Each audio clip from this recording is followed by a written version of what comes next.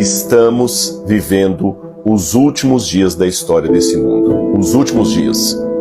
Agora, essa afirmação solta, ela pode atrair para si uma crítica, até certo sentido, muito lógica.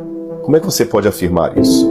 Tantas pessoas já afirmaram que estamos vivendo o fim do mundo e nunca acabou o mundo, já estamos aí com milênios e milênios de história e o mundo não acabou.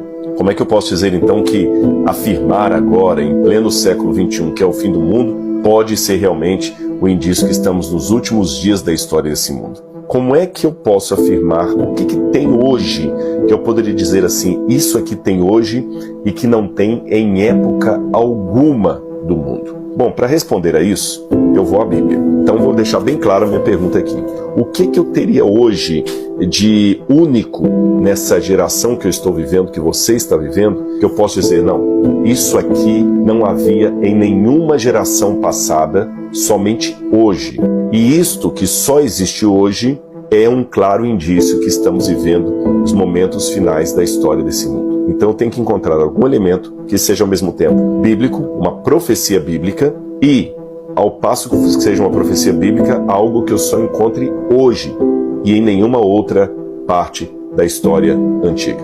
Quando eu vou para a volta de Jesus descrita em Mateus capítulo 24, que alguns teólogos chamam até de o pequeno apocalipse dos evangelhos, me chama a atenção que, embora Jesus aponte aqui alguns elementos que haveriam de ocorrer no mundo antes da sua vinda, ele fala de guerras, ele fala de terremotos, ele fala de convulsão social, ele fala de homens desmaiando de terror na expectativa das coisas que iam vir, mas chama a minha atenção que sempre quando ele declara essas coisas, ele fala assim, mas calma, ainda não é o fim. Quer ver? Por exemplo, em primeiro lugar, os discípulos não fazem uma pergunta plural para Jesus, que sinais haverá da tua vinda? Eles perguntam, que sinal?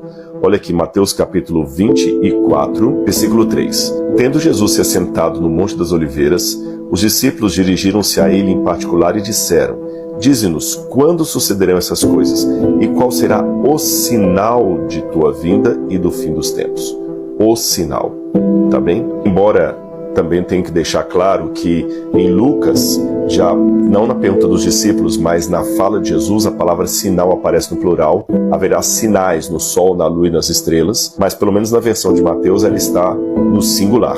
E Jesus começou dizendo assim, cuidado que ninguém os engane, porque virão muitos em meu nome dizendo, eu sou o Cristo, e enganarão a muitos. Ou seja, virá muita gente dizendo assim, é agora, é agora, é agora, e não é. Alguns são falsos profetas, outros são pessoas sinceramente equivocadas. Mas Jesus alertou, cuidado, e principalmente não só falsos profetas, mas falsos cristos. Aí ele continua dizendo, porque virão muitos em meu nome dizendo, eu sou o Cristo, e enganarão a muitos. Vocês ouvirão falar de guerras e rumores de guerras, mas não tenham medo. É necessário que tais coisas aconteçam, mas ainda não é o fim, percebeu? Então, em que pese o fato de que guerras marcariam o que haveria de acontecer na história até a vinda de Jesus, então nós podemos sim apontar para as guerras e lembrar da promessa da volta de Jesus. Em linhas gerais, guerra não é um sinal seguro da vinda de Jesus. Depois ele continua dizendo, então se levantará nação contra nação, reino contra reino, haverá fomes, terremotos em vários lugares, mas tudo isso é o princípio das dores. Agora, quando a gente vai para o verso 14, Jesus muda a linguagem. Ele diz assim, e este evangelho do reino será pregado em todo o mundo como testemunho a todas as nações. Então virá o fim. Veja, no verso 14, Jesus não diz assim, então será o princípio das dores, mas ainda não é o fim. Não, ele colocou a pregação do Evangelho, não nas Américas, não na Europa, não na África, não na Ásia, não na Oceania, mas em todo o globo, como sendo o fim. O que eu posso desprender dessa passagem da Bíblia aqui? Que o fim só virá quando algo de fato global acontecer, algo realmente universal acontecer.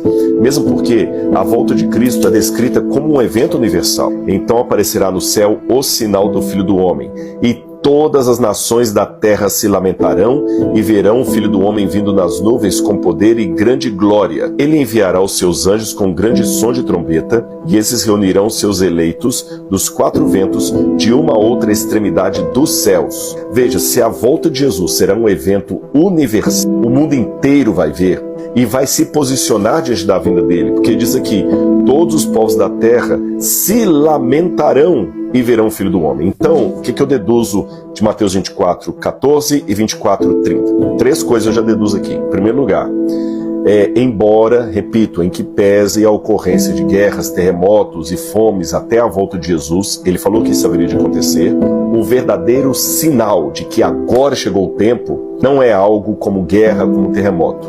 É a pregação do Evangelho em nível mundial. Então, a segunda coisa. A primeira coisa não é guerra, não é terremoto, não é fome. É a pregação do Evangelho em nível mundial, tá certo? E a terceira coisa, se a volta dele em nível mundial provoca lamento nas nações, é porque eles tiveram conhecimento bastante a respeito de Jesus para tomarem uma posição.